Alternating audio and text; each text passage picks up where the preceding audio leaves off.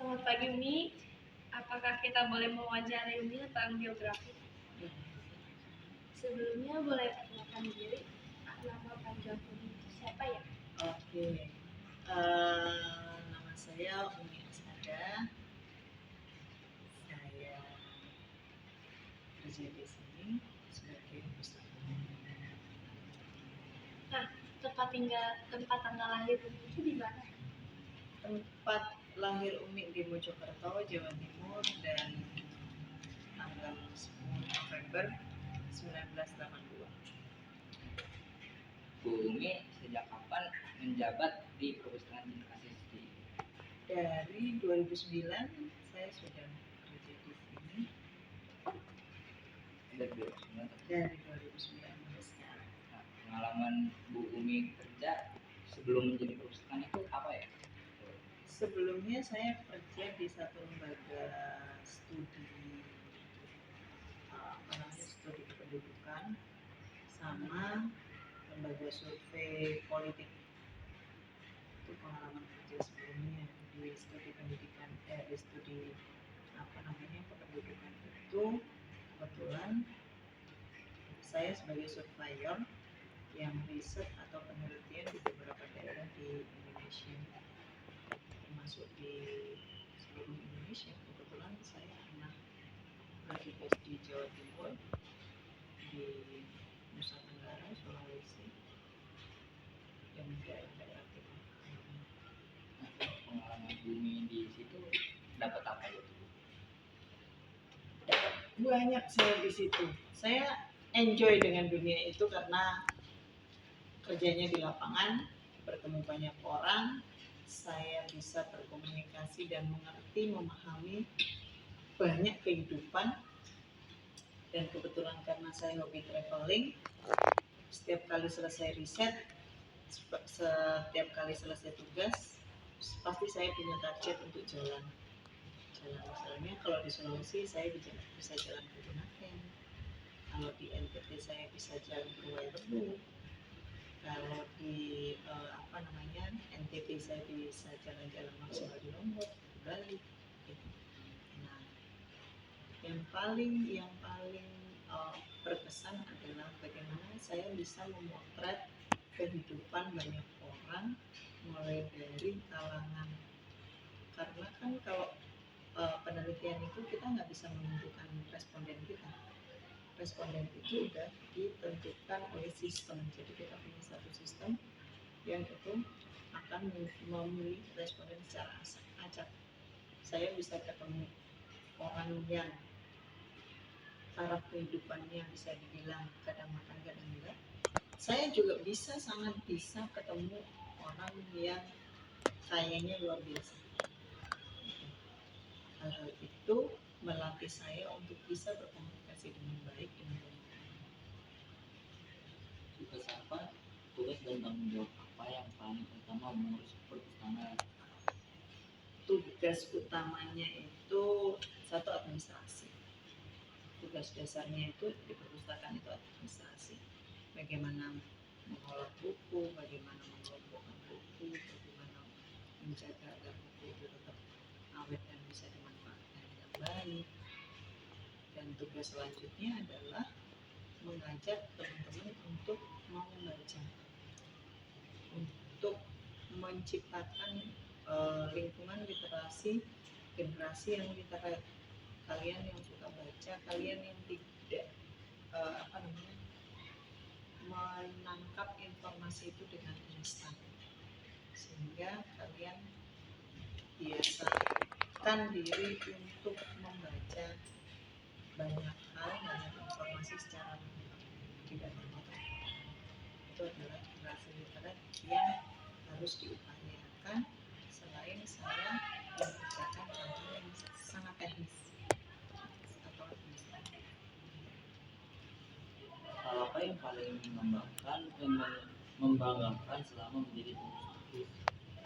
Hal yang paling membanggakan adalah ketika saya menerima satu penghargaan, karena itu adalah achievement dari hasil kerja saya selama ini sebagai pustakawan terbaik.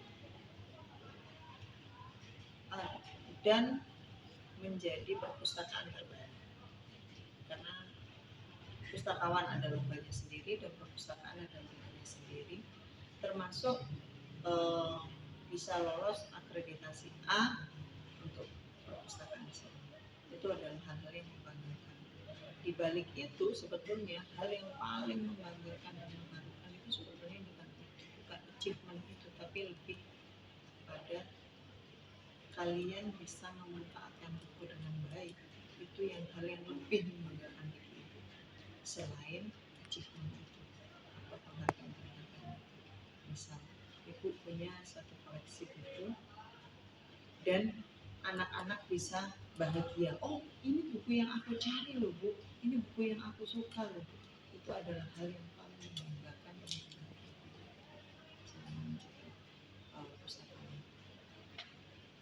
Apa motivasi ibu memilih menjadi pengurus perpustakaan? Motivasi awal adalah saya ingin menjadi seorang pendidik sebetulnya. Dari awal itu saya punya cita-cita untuk menjadi pendidik, tetapi saya nggak ingin jadi guru.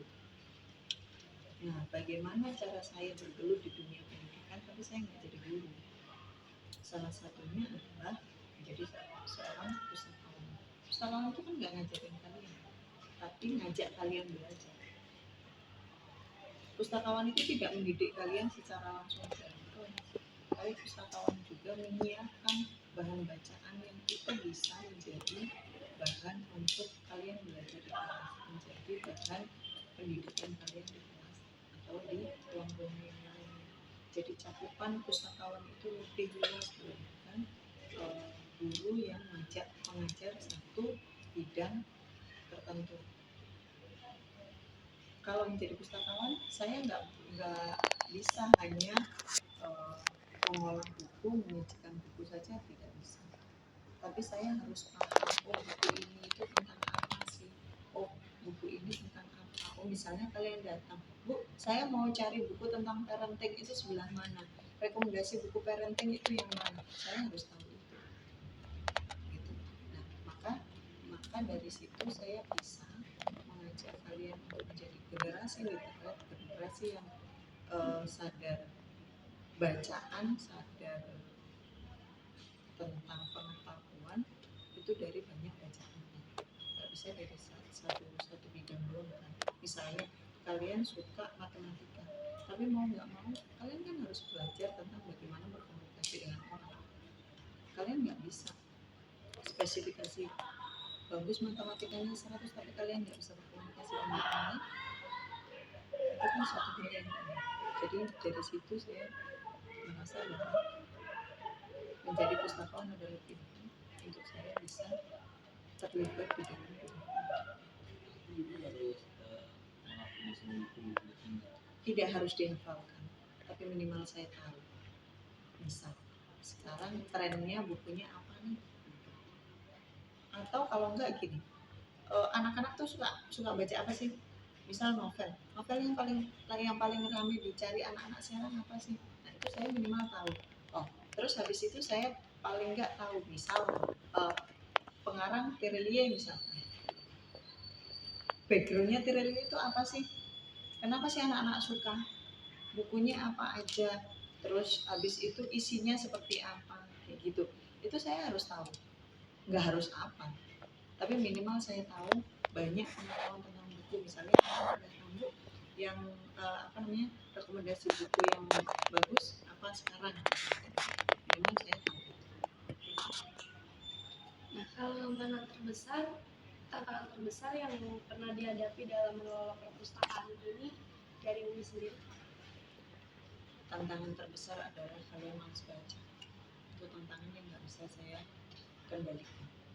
Karena generasi sekarang kan generasi instan, ya kan? Yang FYP sekarang di handphone kalian apa? Itu yang kalian perhatikan. Misal sekarang tentang yang paling ramai sekarang lagi ramainya apa ya? Game gitu. Nah, misal sekarang yang lagi rame gamenya apa? Misalnya Mobile Legend, ya, Roblox misalnya, Roblox. Atau gini, ada satu berita nih. Nah, kemarin yang paling ramai kita ngomong berita aja. Kalau game itu praktis kan, praktis kalian melakukan, gitu kan. Kita mau ngobrol tentang berita. Kemarin yang paling ramai apa? Oh, di TJ lagi ada satu berita tentang pelecehan seksual itu apa sih, gitu. Sebetulnya batas-batas pelecehan itu sampai di mana sih, gitu. Kita bisa ngobrol tentang itu dan ibu harus paham tentang itu. Nah, sedangkan kalian kan generasinya generasi yang instan ya, bacanya cuma mungkin setengah, tapi nggak meriset ya, tidak melihat lebih panjang lagi. Kenapa sih orang ini melakukan itu, gitu kan? Pertanyaan kenapa itu jarang sekali ditanyakan sama anak-anak zaman sekarang, iya kan? Iya. Taunya ini apa, itu apa, ini apa, itu apa. Kenapanya itu nggak nyampe ke kenapa. Misal ada kasus kecanduan gadget atau kecanduan game, akhirnya dia tidak bisa mengkondisikan dirinya di mana dia berperan sebagai pemain di dalam game itu dengan dunia nyata. Itu kan udah penyakit kan. Nah, masalahnya di mana? Gitu. Kan taunya, kenapa bisa begitu? Aku enggak, udah santai aja. Gitu. Tapi tidak mencoba mencari tahu ini kenapa. Nah, tantangan terbesarnya adalah bagaimana membuat kalian suka membaca. Gitu. Membaca dalam artian tidak harus membaca buku literally kalian selesaikan satu buku misalkan, nggak harus seperti itu, tapi bagaimana kalian membaca sebuah informasi itu dengan lengkap dan mengkomparasikannya dengan informasi-informasi yang lain, itu juga bagian dari membaca. Itu yang agak berat. Misalkan kita sudah beli buku baru nih banyak banget, tapi ternyata daya pinjam kalian itu nggak terlalu bagus, itu juga tantangan terbesar. Tapi walaupun kan sepanjangnya jalan apapun kan kita kan kayak anak muda zaman sekarang tuh jarang banget kan buat membaca, apalagi buat ke perpus. Tapi walaupun begitu, apa Umi tetap senang kalau di dalam sini tuh lumayan sepi atau jarang banget ya anak-anak yang datang? Ya tentu nggak senang, nggak sedih lah kalau sepi kayak gini, sedih lah. Tapi itu saya menjadi sebuah tantangan yang sangat menarik sebetulnya. Maka kalau di SMA itu saya bekerja sama dengan duta baca. Kalau anak-anak nggak bisa kesini, berarti saya harus kirim bukunya ke sana. Misalkan ada Jumat literasi, anak-anak nggak perlu turun karena waktunya mepet. Kalau dia harus turun pinjem itu terlalu mepet. Yang penting anak-anak tetap baca, gitu kan. Ya, akhirnya buku kita naikin ke atas, anak-anak pinjam dari teman-teman duta baca. Salah satu triknya kayak gitu, biar teman-teman tetap baca dan tetap bisa memanfaatkan perpustakaan. Karena waktu dan jatah istirahat yang memang sangat mepet, tidak banyak ruang untuk kalian ke perpustakaan. Sebetulnya kalian bisa akses perpustakaan itu secara digital. Ada e-library yang kita punya. Kalau misalnya e-library sekolah nggak lengkap, yang kalian cari nggak ada, kalian bisa pakai e-perpusnas. Perpusnas punya digital library, atau kalau enggak punyanya Perpusda punya digital library. Jadi sepinya ruang perpustakaan itu sebetulnya kadang-kadang juga tidak menjadi ukuran bahwa anak-anak tidak membaca. Mungkin bisa jadi kalian membaca lewat digital library atau digital book, atau kalian bisa akses aplikasi-aplikasi yang menawarkan buku-buku digital kayak gitu.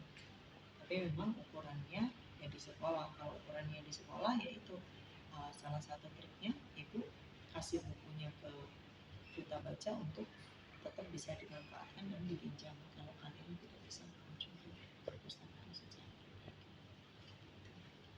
Kalau program literasi itu apa di sekolah ini tuh lagi di perpustakaan itu adain atau kayak tentang program yang ada di perpustakaan? Maksudnya Kayak menjalankan misalnya kalau program di sekolah ini kan ada Jumat literasi. Nah, selain itu ada nggak? ada. Kalau kebetulan kalau SMA itu ada apa namanya tugas menulis kan, ada tugas menulis. Nah biasanya mereka akan datang ke sini untuk mencari bahan buku untuk bahan menulis, tuh pendampingan penulisan.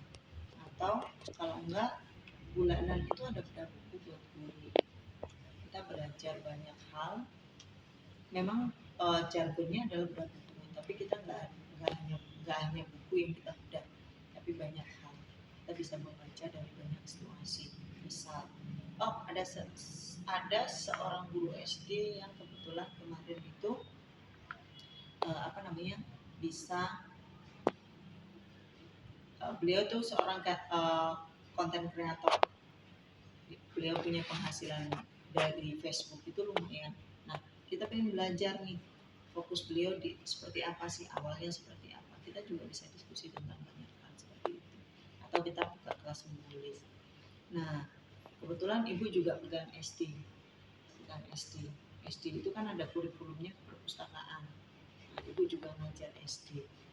Terus habis itu masih ada lagi proyek untuk guru-guru. Guru-guru itu kan diwajibkan untuk menulis tips 1 semesternya yang akan diupload ke website.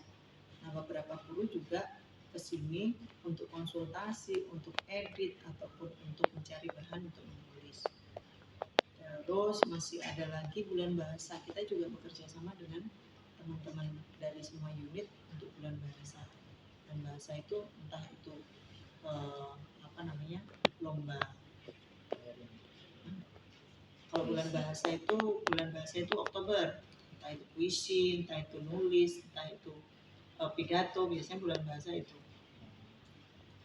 Kalau Mandarin D itu kan lebih ke fokus ke laus Mandarin. Saya nggak terlibat.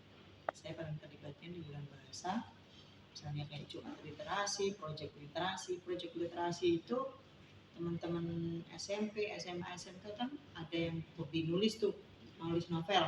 Nah itu dibukukan, nanti saya daftarkan, saya laporkan ke Perpusda, itu bukunya dikirim ke Perpusda, ada program namanya Panen Buku, itu juga bisa. Masih banyak sebetulnya program-program yang lain yang bisa dilakukan di perpustakaan. Tapi pandangan ibu tentang pentingnya literasi itu Nah, kenapa literasi itu penting? Karena kita nggak mau jadi orang yang sumbu pendek. Kenapa sih kita suka jadi orang yang sumbu pendek? Karena kita nggak lengkap baca informasinya. Kenapa sih kita gampang banget termakan hoax? Terutama kalau misalnya lagi musim pemilu nih, kita gampang banget termakan hoax. Sekarang masih ramai sekali di dunia politik itu membicarakan tentang ijazah Jokowi yang palsu. Oh iya, Ijazah Jokowi yang palsu. sampai ada perdebatannya di kan. Iya, nah itu kan ramai. Kita kan harus baca itu secara lengkap kan. Itu kan sangat politis banget. Nah kalau kita nggak hati-hati, kita bisa salah kan pilih pemimpin kayak gitu. Nah kalau kita, terutama kalian kan sebentar lagi udah punya hak pilih kan. Bagaimana memanfaatkan hak pilih, jangan sampai apatis tidak memilih, itu kan juga salah kan. Golput itu kan juga bukan pilihan yang baik untuk membuat negara ini lebih baik gitu kan. Nah hal-hal kayak gitu. Jadi kita harus tahu asalnya dari mana, secara runut itu seperti apa, dan endingnya di mana. Kalau kita nggak mau termakan hoax, maka literasi itu sangat penting. Literasi itu banyak. Ada literasi numerik. Literasi numerik itu fungsinya buat apa, Bumi? Kita nggak mau kan dibodohin dengan investasi bodong misalkan. Nah, kita harus jeli kan. Mau nggak mau kita harus belajar. Oh, di sana itu ada anak kecil. Anak kecil itu baru 12 tahun udah bisa menjadi miliarder. Gimana caranya? Kita nggak mikir instan, tapi dari mana cara prosesnya. Dia bisa seperti itu tuh dari mana? Oh, dia ternyata ikut trading kan. Dia main trading kan. Nah, gimana caranya kita bisa ikutan trading? Kita belajar trading. Itu salah satu literasi. Oh, kita orang Indonesia, budayanya banyak. Jangan sampai batik dicolong lagi sama orang luar misalkan. Jangan sampai lagi yang namanya reog diakuin sama negara lain misalkan. Kita harus tahu benar sejarahnya reog seperti apa. Jangan sampai emang reog punya kita ya. Oh, emang batik punya Indonesia ya. Oh, emang tempe punya Indonesia. Kenapa ada kata emang? Karena kita nggak tahu. Nah, itu fungsinya literasi, untuk mengetahui sumber dasar untuk pengambilan keputusan selanjutnya. Itu fungsinya pengguna literasi, gitu. Sehingga kita tidak menjadi generasi instan dan generasi yang sudah pendek. Pesan atau motivasi apa yang ingin Ibu Umi sampaikan kepada para siswa-siswa di Pesannya cuma satu, baca dan baca dan baca. Gitu. Karena tanpa membaca kita nggak tahu apa-apa. Kita mungkin bisa menikmati hidup kita sekarang dengan full main game tanpa membaca. Tapi apakah kita mau hanya menjadi pemain? Apakah nggak kepikiran kita untuk menjadi seorang kreator? Iya kan? Apakah kita selamanya akan menjadi bangsa yang konsumeris? Hanya menjadi seorang konsumen, semua barang dikirim dari luar negeri, kita bangga punya iPhone, kita bangga pakai iPad, tapi kita tidak bisa menciptakan empire. Apakah akan terus-terusan seperti itu? Enggak. Kalau kita mau punya negara yang maju, apakah kita tetap mau pakai hashtag pergi dulu, gitu kan? Iya kan? Keluar dulu, kabur aja dulu. Apakah mau terus-terusan kayak gitu? Tidak mau memajukan, padahal potensi Indonesia dari A sampai Z ada. Gitu kan? Kenapa Habibie akhirnya lebih pilih pulang, tidak terus-terusan berada di Jerman, padahal beliau punya jaminan hidup di Jerman nyaman. Kenapa beliau pulang? Karena beliau tahu potensi Indonesia begitu besar. Maka gimana caranya kita untuk menjadi generasi atau menjadi bangsa yang lebih unggul dari yang lainnya? Yang kita nggak mungkin menjadi seorang kreator game tanpa kita membaca. Iya kan? Kita tahu cara membuat komponen atau cara membuat aplikasi game itu seperti apa sih? ABCD. Mau nggak mau kan kita harus baca dari A sampai Z, kita runut dulu, habis itu kita susun, baru bisa jadi sebuah game yang bisa dinikmati oleh orang. Ya kan? Mobile Legends begitu booming, semua orang main, dari anak usia 2 tahun sampai kakek-kakek, nenek-nenek pun main. Iya kan? Apa yang nggak pengen kita punya cetusan seperti itu kan? Satu-satunya cara baca. Biasakan minimal 5 menit aja baca buku sehari. Kita main game nih, pasti kan ada startnya kan? Ya udah, ketika start itu langsung ambil buku, biasakan itu. Nggak usah lama, 5 menit. Nanti lama-lama kan biasa. Baca yang kalian suka. Terima kasih Umi atas waktunya, sudah meluangkan waktu kita wawancarai. Terima kasih. Terima kasih.